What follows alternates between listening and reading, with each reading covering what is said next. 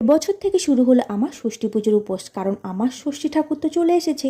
বলা হয় যে যাদের সন্তান হয়ে গিয়ে থাকে তাদের নাকি এই উপোস করতে হয়। সন্তানের কল্যাণ ও মঙ্গল কামনার জন্য আমরা এই উপোস করে থাকি। আসলে সমাজে পরিবারের সঙ্গে বাস করলে ইচ্ছা না থাকলেও কিছু কিছু বারব্রত করতেই হবে।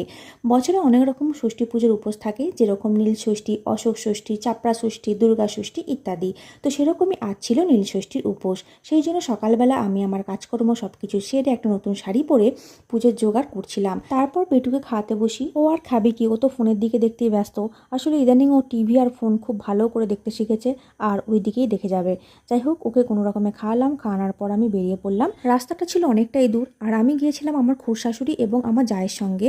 আর সেখানে গিয়ে দেখি ভীষণ ভিড়। তো আমার মাথায় হাত, তার কারণ আমি বেটুকে রেখে এসেছি। ও উঠে পড়লে কি হবে জানি না।